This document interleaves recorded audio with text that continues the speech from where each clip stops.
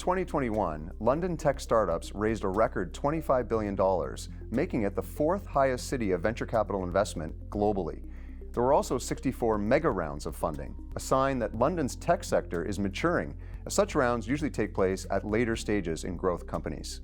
The city has also produced 75 unicorns. Russ Shaw is the founder of Global Tech Advocates, a network of more than 20,000 tech leaders globally who ensure there is an independent voice for the tech sector.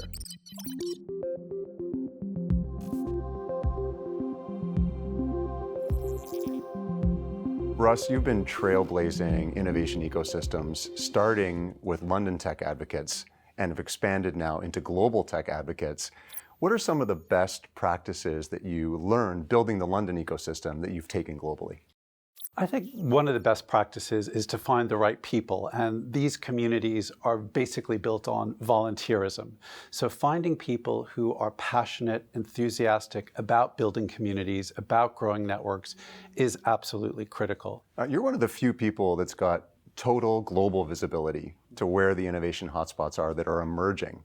So what do you think in the next 3 to 5 years are going to be the real exciting places to be in tech? I have to say that London is key to that. This is really becoming a global hotspot, which is really exciting to see. I'm particularly excited about India.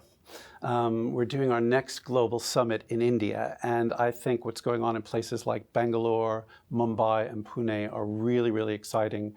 I think the government is encouraging it, and you've got the private sector really stepping up there. I think if you look at the US is never to be ignored. We think about places like Silicon Valley and New York, but I also think there are secondary cities in the US, places like Austin, places like Phoenix, where I grew up, that I think are becoming very significant tech hubs in their own right. What are the best policies that governments are implementing to make something like Phoenix an emerging hotspot? I think policies that encourage investors to get behind tech startups and scale-ups is really key. Making sure that that money pipeline is flowing is a key part of it. What we see in many tech hubs around the world is that international talent is a key part of the success. For sure. You know, London Tech, about 1/3 of it is from overseas, in terms of overseas workers coming into work in the sector.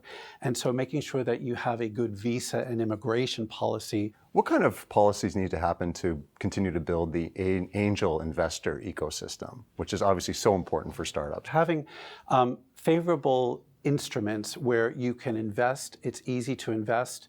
If it all goes pear-shaped, you can write off that against your tax portfolio, I think is a really smart thing to do. And that was the catalyst that got London started. We had people with good ideas, but then you had these policies that encouraged angels and seed investors to put money behind to get that these flywheel businesses. turning. Exactly. And so there are so many people now who are angel investors who had never really considered it. I mean, the downside is you have to learn about this as you go through it. You've got to be prepared to take the zeros. You do.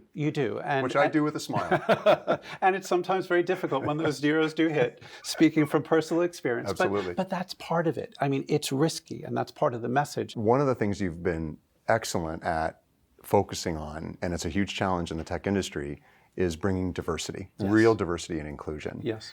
How have you started to get that flywheel turning? Yes.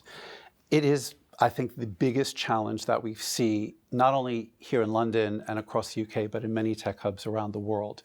And there's a growing sense of frustration because the needle hasn't moved that dramatically.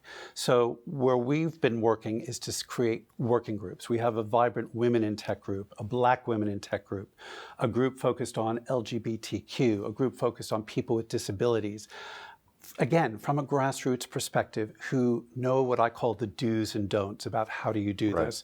How do you then educate companies, the big corporates in tech, but also the startups and scale-ups to say, you need to build diversity and inclusion right from the start. Absolutely key to do so.